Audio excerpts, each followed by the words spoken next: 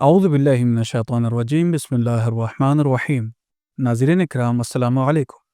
آج ہم آپ کی خدمت میں قرآن مجید کی سورہ آل عمران کی 7ویں آیت لے کر حاضر ہوئے ہیں کہ جس میں خداوند متعال ارشاد فرماتا ہے، بسم اللہ الرحمن الرحیم، هو الذی انزل علیک الکتاب منہ آیات محکمات ہن ام الکتاب وأخر متشابہات فأما الذین فی قلوبہم زیغ فیتبعون ما تشابہ منہ ابتغاء الفتنہ وابتغاء تأویلہ وما يعلم تأويله إلا الله والراسخون في العلم يقولون آمنا به كل من عند ربنا وما يذكر إلا أولو الألباب۔ خداوند متعال اپنی اس آیت میں ارشاد فرماتا ہے کہ وہی ذات ہے کہ جس نے آپ پر وہ کتاب نازل فرمائی کہ جس کی بعض آیتیں محکم ہیں، یعنی جسے سمجھنے میں کوئی دشواری نہیں آتی، ظاہر الفاظ سے ہم اس کے معنی و مفاہیم کو سمجھ لیتے ہیں، اور یہی اصل کتاب ہے۔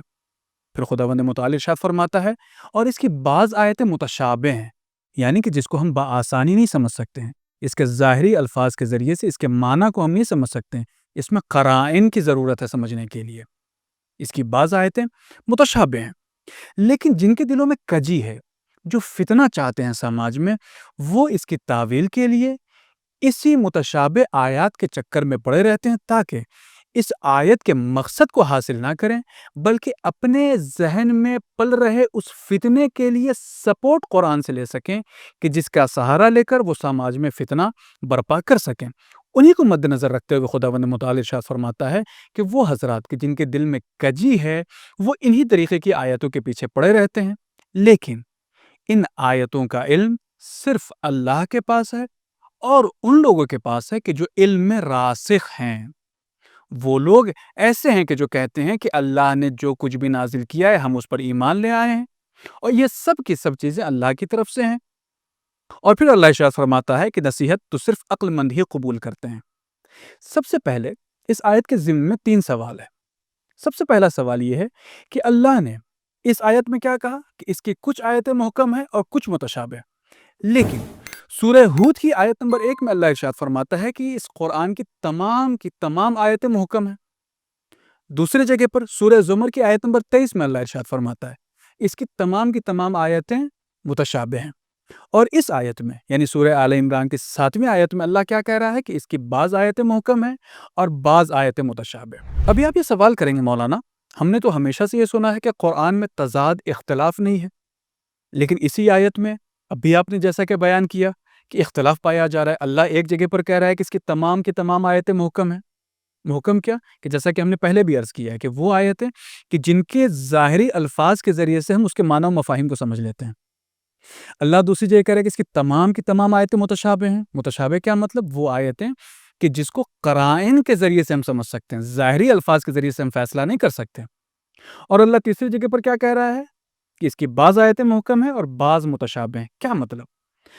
وہ مقام کہ جہاں پر اللہ کہہ رہا ہے کہ اس کی تمام آیتیں محکم ہیں، اس کا مطلب یہ ہے کہ قرآن کی آیتیں ایسی ہیں کہ جس کے معنی و مفاہیم میں کہیں پر بھی ہلکا پن، سبکی اور معاذ اللہ ہلکی اور بیہودہ باتیں نہیں ہیں۔ اس میں جتنی بھی باتیں ہیں وہ سب کی سب نصیحتیں ہیں، اور وہ پند ہے کہ جسے مومنین اپنے دل میں اتارتے ہیں اور اس کے بعد اس پر عمل کرتے ہیں۔ دوسرا وہ مقام کہ جہاں پر اللہ یہ کہہ رہا ہے کہ اس کی تمام آیتیں متشابہ ہیں، اس کا کیا مطلب ہے؟ اس کا مطلب یہ ہے کہ قرآن کی آیتوں کا جو سسٹم ہے، جو پیرامیٹر ہے، جو پیٹرن ہے، قرآن تمام آیتوں میں اسی پیٹرن کے اوپر عمل کر رہا ہے، یعنی اس کی تمام آیتیں اسی ردم پر ہیں، اسی پیٹرن پر ہیں کہ جسے اللہ نے پہلی آیت میں نازل کیا تھا، وہی پیٹرن قرآن کی آخری آیت میں بھی ہے۔ تیسرا سوال کہ اللہ یہاں پر یہ کہہ رہا ہے کہ بعض آیتیں محکم ہیں اور بعض متشابہ، اس کا مطلب یہ ہے کہ بعض آیتیں وہ ہیں کہ جسے عام انسان آسانی کے ساتھ سمجھ سکتا ہے، لفظ پہ غور کیا معنی اس کے ذہن میں پہنچ جائے گا۔ بعض آیتیں متشابہ ہیں، کیا مطلب؟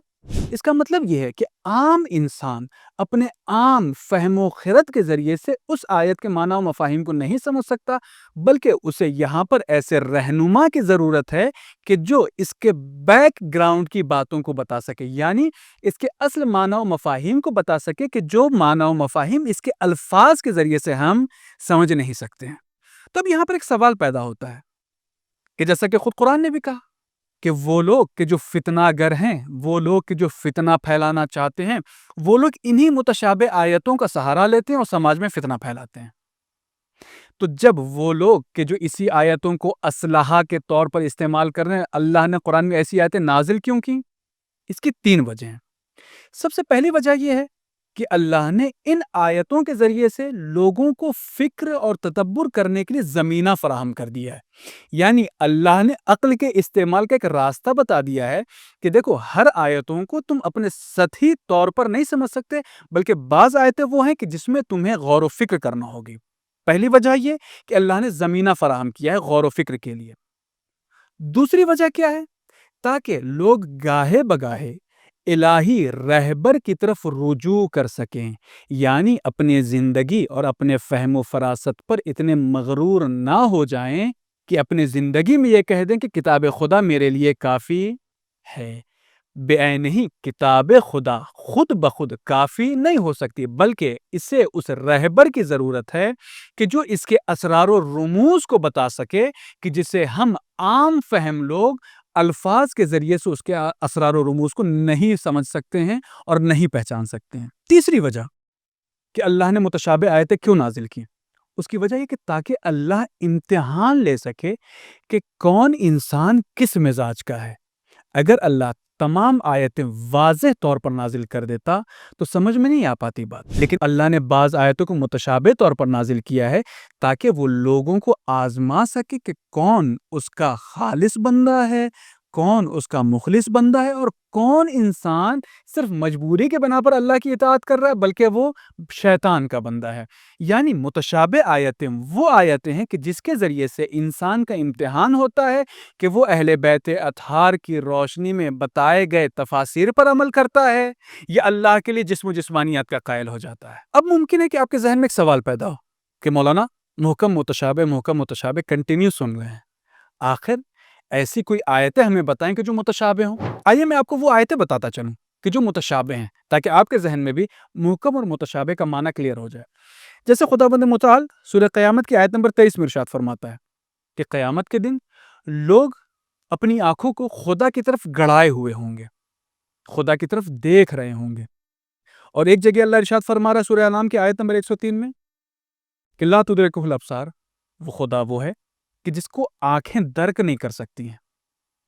ایک جگہ اللہ کہہ رہا ہے کہ آپ دیکھ نہیں سکتے، اور ایک جگہ اللہ یہ کہہ رہا ہے کہ لوگوں کی آنکھیں اسے تک رہی ہوں گی۔ یہ ہے متشابہ آیت۔ اب یہاں پر اہل بیت اطہار سہارا دیتے ہیں کہ اللہ اس ذات کا نام ہے کہ جسے ہم آنکھوں سے نہیں دیکھ سکتے۔ اب جو یہاں دیکھنے کا معنی ہے وہ اس کی لطف اور اس کی قدرت کو دیکھنے کا معنی ہے کہ قیامت کے دن انسان اپنی آنکھوں سے اللہ کے رحم و کرم کا مشاہدہ کر رہا ہوگا اور اللہ کے عذاب و ثواب کا مشاہدہ کر رہا ہوگا کہ جو اس کے اعمال کا نتیجہ ہے۔ دوسری آیت اللہ یہ کہہ رہا ہے سورہ فتح کی آیت نمبر 10 میں ید اللہ فوق ایدیہم، کہ اللہ کا ہاتھ تمام ہاتھوں پر غالب ہے۔ پھر اسی قرآن میں سورہ شورى کی آیت نمبر 11 میں اللہ ارشاد فرماتا ہے لیس کمثلہ شیء، اس کا کوئی مثل نہیں ہے۔ تو جب اس کا کوئی مثل نہیں ہے تو آپ نے یہ کیسے کہہ دیا کہ اللہ کے ہاتھ تمام ہاتھوں پر غالب ہیں؟ تو یہاں پر اہل بیت اطہار نے سہارا دیا اور یہ بتایا کہ ہاتھ سے مراد ہاتھ ہمارے ہاتھ نہیں ہے، بلکہ ہاتھ سے مراد قدرت ہے۔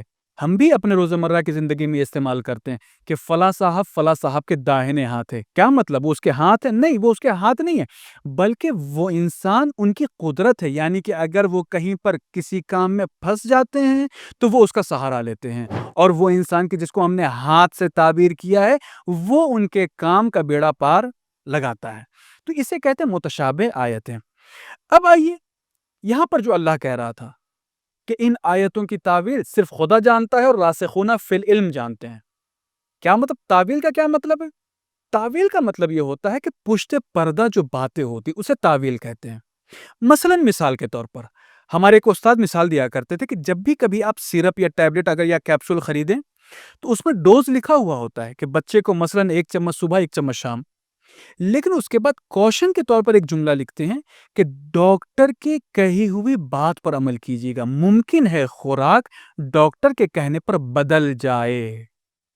تو بس اہل بیت اطہار علیہم السلام وہی ڈاکٹر ہیں کہ جو خوراک کو مرض کے بنا پر کبھی کبھی کم و زیادتی کے طور پر پیش کرتے ہیں اور لوگوں کو خوراک سمجھاتے ہیں۔ اسے کہتے ہیں متشابہ آیتیں، اسے کہتے ہیں تعویل۔ اہل بیت اطہار علیہم السلام سمجھاتے ہیں کہ جو ہاتھ تم سمجھ رہے ہو وہ ہاتھ نہیں کہ جو ہمارے اور آپ کے پاس ہے، بلکہ اس ہاتھ سے مراد قدرت ہے۔ ہم جو قرآن میں دیکھنے کی بات پڑھ رہے ہیں، دیکھنے سے مراد یہ نہیں کہ ہم اپنی آنکھوں سے خدا کو دیکھیں گے، نہیں، بلکہ ہم اپنی آنکھوں سے خدا کی قدرت کا مشاہدہ کریں گے، خدا کے لطف و کرم کا مشاہدہ کریں گے۔ یہ تھی بات تعویل قرآن کی۔ اب آئیے ان آیتوں سے ہمیں کچھ سبق بھی ملتا ہے، ان اسباق کی طرف ہم آپ کو لے کر کے چلیں۔